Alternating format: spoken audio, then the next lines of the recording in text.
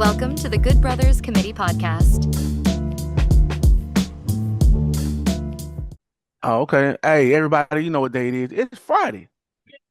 And it's another episode of Good Brothers Committee Podcast. As I always got my right-hand man, my partner in crime, Mr. P. Powell, to the third Powell, Mr. Preston Powell the third. Going on, Chad. It's always good to be back with Good Brothers and, everything else we got going on. It's been a minute. But we're back at it. Before we start off, man, congratulations to Artemis 2 that just splashed down. I wanted to share that and just let the sheriff that, that they made it then, and it's another historic one. Chad, as we are, we are older now, so, Right. The crazy thing about it is my son was sharing pictures of, when they were around the moon. I've got to go up there on the screen right now. I realize why you got a lot of flat earthers right now. It's because, when we were Gen X, when we were coming up, the moon landing in the 70s, the last 70, so it was taught to us in school and it was still fresh for everybody. So It wasn't I didn't really contemplate. It's been 50 years since we've been around the moon. Yeah, so to them, it's just something they read in a book. It seemed implausible. It seemed unrealistic. So it's been more tragedy than success. Right, because you had Challenger and you had the Columbia and all that. So I'm happy for them that they, that this generation, got to see an actual, mission around the moon. Now they it's a lot that, they can be plausible about and understanding and knowing, but hey, I'm happy for it. Congratulations to Artemis. I was wanting to make sure everybody was safe and sound. But the capsule made it back, just splash landed just now. So congratulations, man. That's your brother leading the charge. That's even better. Oh yeah. But always. This week, man, we had something new in the shop, man. You gotta try one, Chad. This is the Rocky Patel Gold. Okay, good as got. Don't worry about that. Rocky Patel Gold labels new to the shop, so come out and try that out. Oh yeah. Well, it's not expensive, but it's a very nice smoke. It's one of their premium smokes and what have you. Chad, how you been, man? Been a couple of weeks, Man, just grinding, man. Stay trying to finish this semester up and finish on a strong note. Finished one project today. I was checking my grades. I got a 93 in one class. Hey, it ain't no doubt with the grade going. You're gonna be somewhere in the 90s. So hey, look, hey, I'm trying, bro. I don't have no doubt you say that, but man, you gonna do your schoolwork. Oh yeah, you gonna do that else, you gonna do your schoolwork. Yeah, so that's been about it, man. Just stand out the way, grinding, advocacy, in our communities for mental health and child advocacy and child rights awareness and things of that nature, and watch a little college baseball when I can. Well, yeah, I know y'all been going out supporting Coach, man. I wish I could get out there as much as y'all do, but y'all been going out supporting Coach Tougaloo, our good friend Earl Sanders, college baseball Hall of Famer. Earl Sanders, the head coach of Tougaloo College. In fact, we got on the screens right here tonight at Churchill, Jackson State playing FAMU. Jackson State is up 1-0 right now. Can't see okay. All the Tigers got the hump. Yeah, you got Darren Davis and Sidney who let me know that it was on, so we made sure that put it on the screen for everybody here at the shop tonight. You got 8 guys around the bar. Right. So, before we really get started, Chad, congratulations to Michigan. National champion, first national championship in NCAA in 30 years. If you ain't familiar with that, you can check that out. Length of the floor, layup doesn't go. Ball knocked around, flung down the floor. Caravan trying to track it down, and he will. And it's over. Hail to the champions. Hail to Michigan. For the first time in 37 years, the Wolverines win the national title. An unstoppable force in this tournament. 69-63, the final.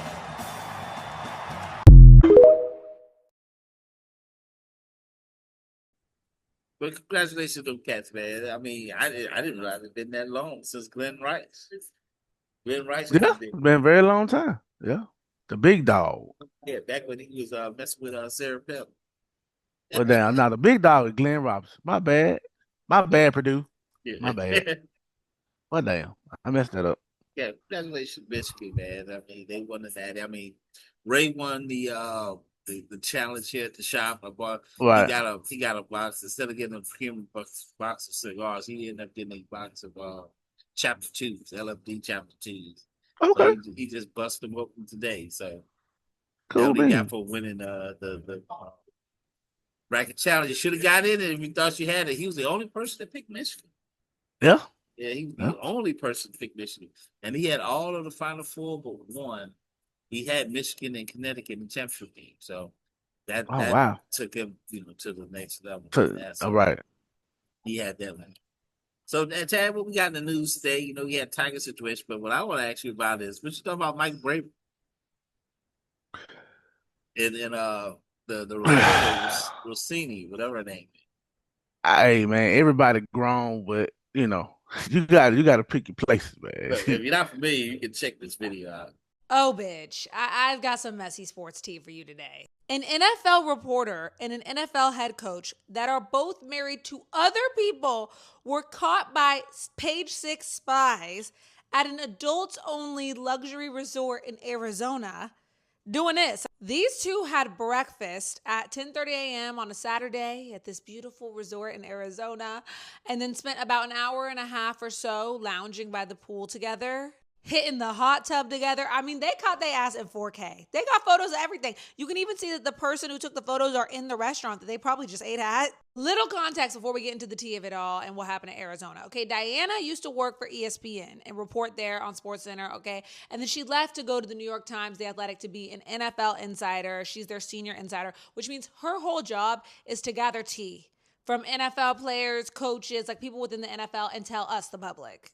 And she's married and has been since 2020 to a Shake Shack executive. Mike is the head coach of the New England Patriots, and he is also married and has been since 1999. And these two go way back, okay? Diana was the beat reporter, which means like the main reporter. Like her job was to report on the Tennessee Titans while he was the head coach back in 2018. Now let's get back to Arizona, shall we? There are these two right there.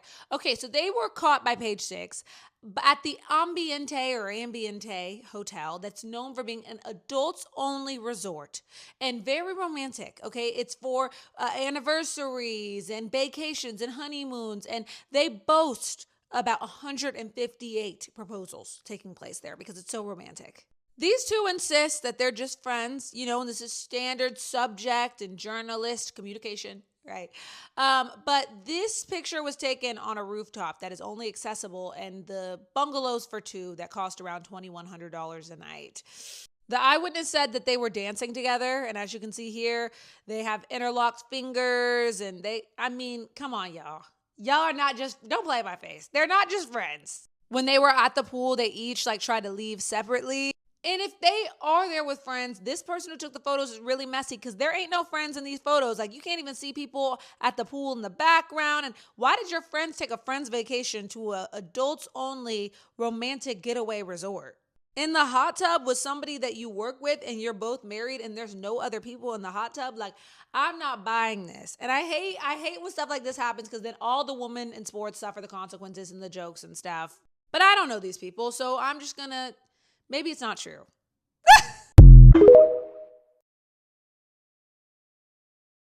But dude, they both married. I didn't realize they both married. I didn't know they were. Whoa. They both married to other people. I didn't know that. I didn't know either. I thought they was kicking it. I thought he was married. She was single.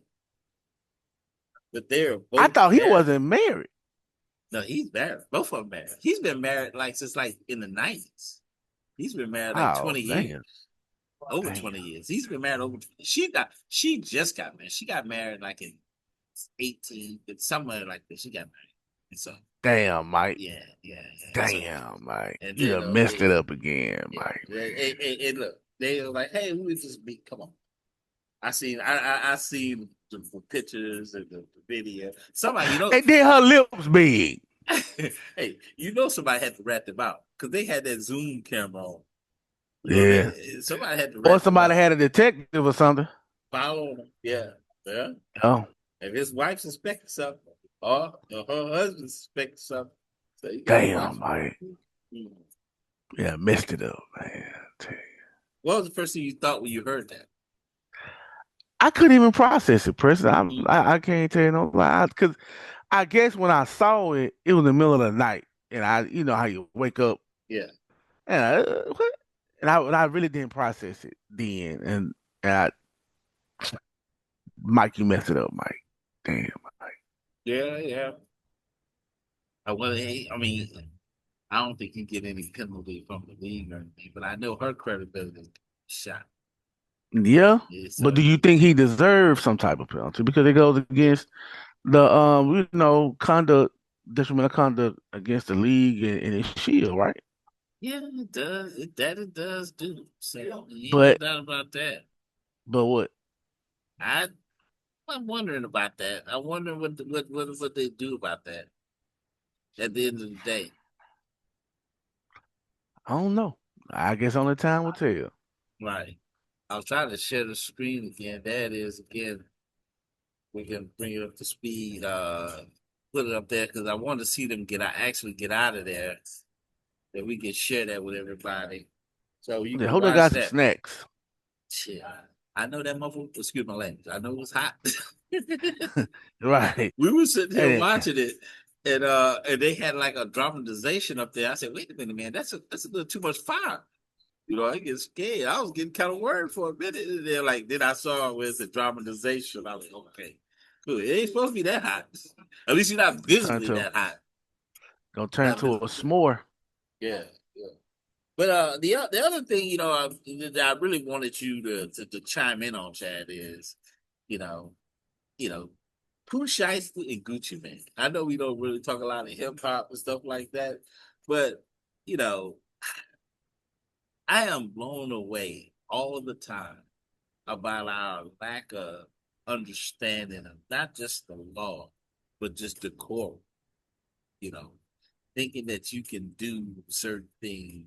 You familiar with what I'm talking about? So Pooh Shiesty had a problem. If you don't know Pooh Shiesty, he's a rapper from Memphis, Tennessee. Now, Pooh Shiesty's problem is he was just arrested by the FBI for allegedly abducting and then robbing a rap legend named Gucci Mane. But here's the craziest part. Gucci Mane is not just a rap legend, he is a label owner. In fact, Pooh Shiesty is signed under Gucci Mane's label.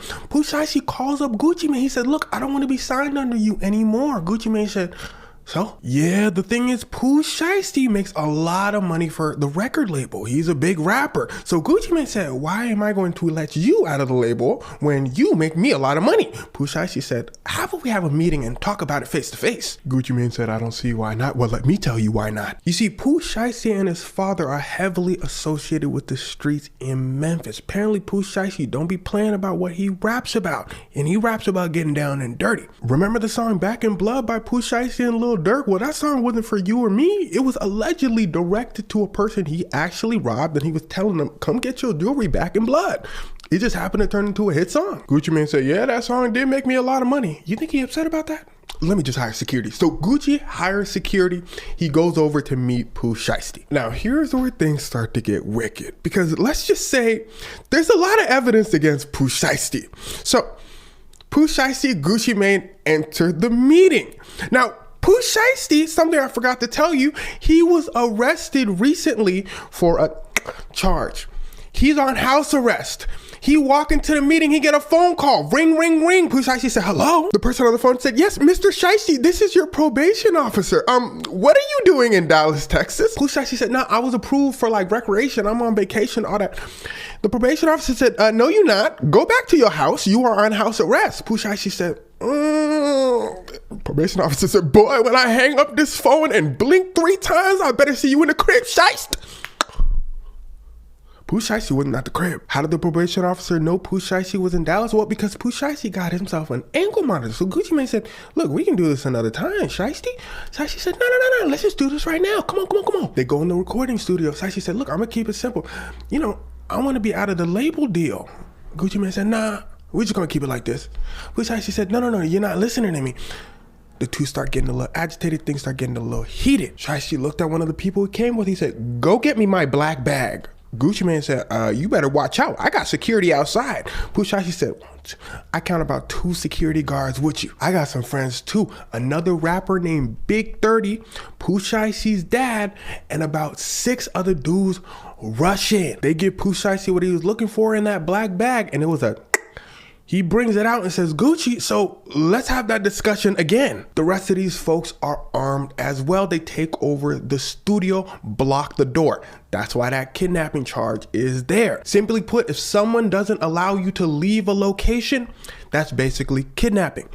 Pooh Shiesty's father brings out a contract saying Pooh Shiesty is let out of the label deal. They give it to Gucci Mane. They say, look, Gucci, we need you to sign this. But here's the thing. If you have on somebody, no matter what they do, no matter what they sign, that contract is not going to count. So Gucci Mane says, yeah, sure, I'll sign it. Signs it. They record Gucci Mane signing it. They say, okay, we got you signing it, Gucci. I mean, you did it.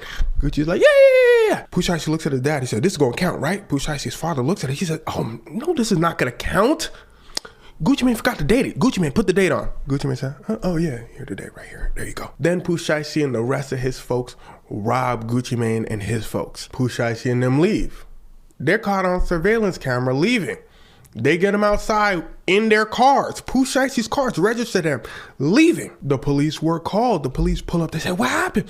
They said, yeah, Pooh Shiesty and them robbed us. The police said, y'all do look injured, but we are going to need some more evidence. Let's look at the surveillance footage. They look at the surveillance footage. They said, oh, look, it's Pooh Shiesty. They called Pooh Shiesty's probation officers. They said, hello? Probation officer said, yeah, Pooh Shiesty over there in Dallas with Gucci Mane and them. They said, yeah, that's what we thought. They hung up. The police went to the local Staples. They said, boy, you won't believe this. Pooh Shiesty's dad was just here and he printed out a contract. It looked like he wanted somebody to sign. The police said, well, I'll be a monkey's uncle. The police looked at each other. They said, it's like them boys wanted to get caught. Ring, ring, ring. When the police gets an alert, he said, what this? Going on Instagram. He sees some of the goons out there posing with Gucci Mane's jewelry. They said, the police said, oh, you can't make this up. They called Pooh Shiesty. They said, Pooh Shiesty, go ahead and turn yourself in. Pooh Shiesty said, y'all want me to turn myself in right now? They said, yeah, just come on in. We got a spot for you. Pooh Shiesty rolls up. Yeah, the FBI locked up Pooh Shiesty, Pooh Shiesty's dad, the other rapper, Big 30, the rest of the folks that was with Pooh Shiesty. This dude sounded damn near giddy while he was saying this press conference, reading out all the evidence. He said, boy, I got a story to tell y'all. You got witnesses, you got camera footage, but by far the toughest thing going for Pooh Shiesty in this case is you got like 7 other co-defendants with you. If they get one of those people to flip for less time and say everything that happened, then Pooh Shiesty and a couple other folks might be going to jail for a very long time.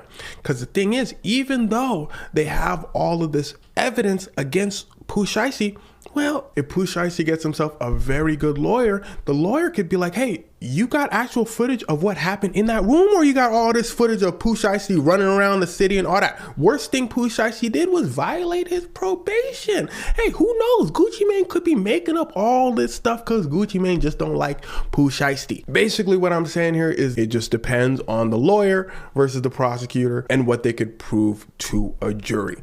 We wait, we see. Yeah, I mean, he went and robbed Gucci Mane and kidnapped the man to get out the man contract. So if you're not familiar, y'all look at that video. But I get where you're coming from. That's super duper So- crazy, you know. so he thought Gucci Mane wasn't gonna tell him. I mean, I don't know what you no, think of that. but here's the thing: you want out the contract, okay? And obviously, Gucci wasn't gonna let you out your contract, so you're Right. gonna try to force your way out your contract. So you read on the 5 heartbeats now. You read. But Yo, I was out from 9 to 5. But here's the thing, though.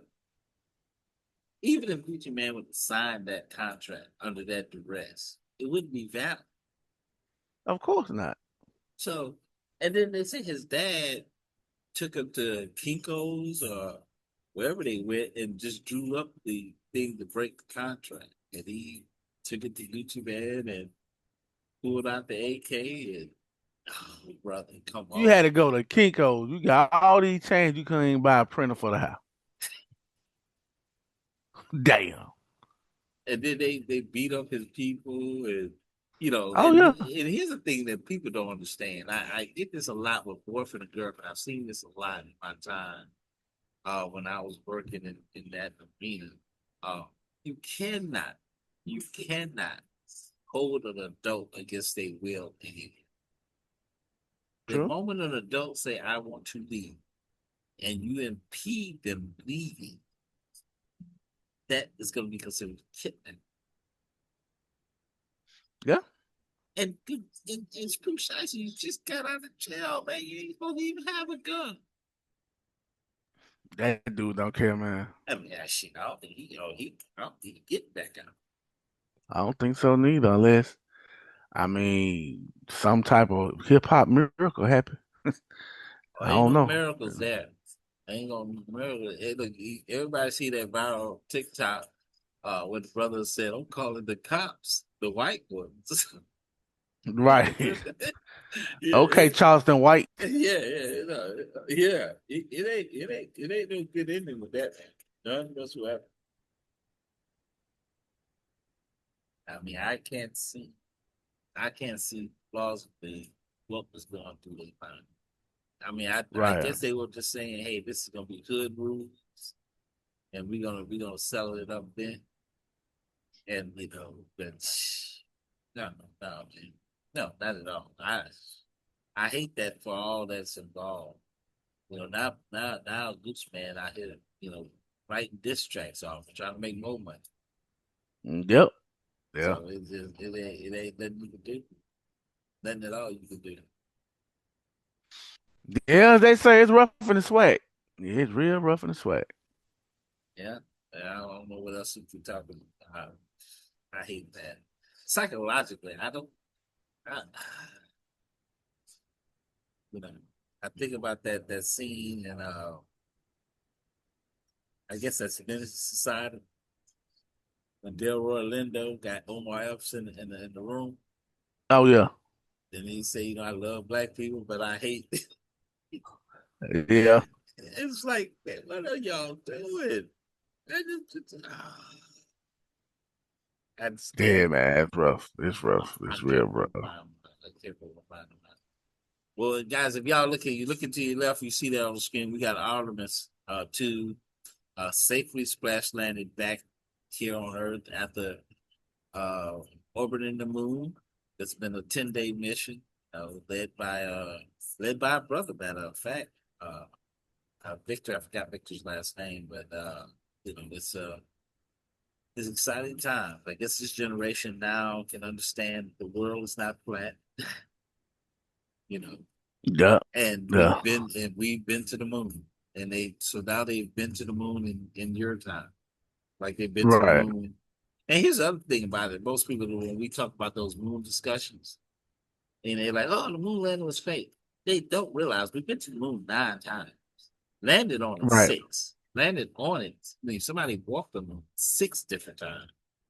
But we've been around the moon 9 times. Well, this right here makes 10. 10 Right. times.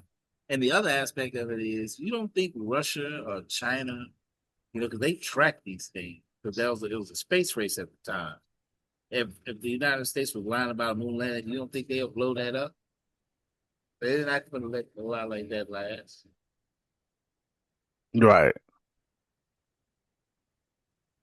See, I was hoping we'd get to see them come out of there. Well, But it's going to take them a while to get there, because I see the helicopter there, and I see some things, yeah, it look like they're getting ready to transport. get them out. Yep. I don't know. Do they got to go through? Is it like diving in the ocean? You got to go through some level of decompression. I think they might have to, but I think the decompression comes from when they re-enter the Earth atmosphere and they kind of settle in right there.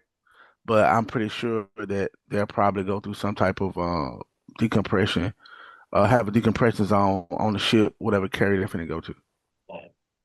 That's exciting. Almost to back on Earth after a 10-day trip around the moon.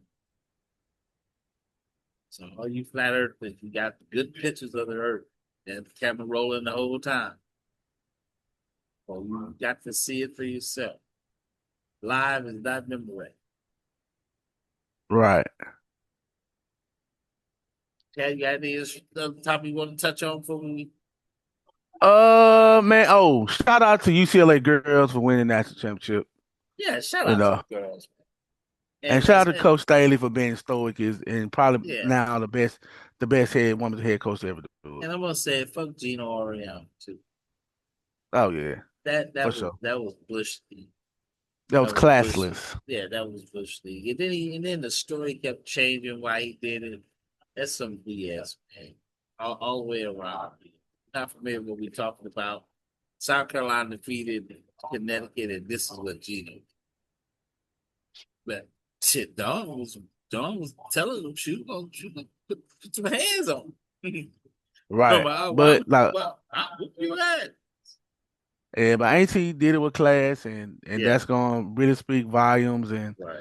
of who she is gonna help her get another Right. strong recruiting class. And I hope they fire the AD at Tennessee, who still got that woman there as women's Wow. coach. Did you?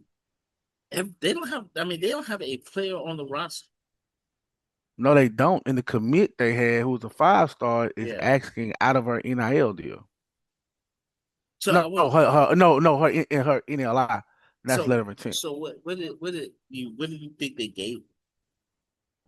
I don't know. It wasn't the NIL deal. She's trying to get over her letter of intent. Yeah. So the stipulations of the deal, I have no clue on, but she don't want to go there no more. No, I wouldn't either. I mean, Right. I thought they were gonna fire her because shit. I mean, you saw that. I think they ended the year on an 8-game losing streak.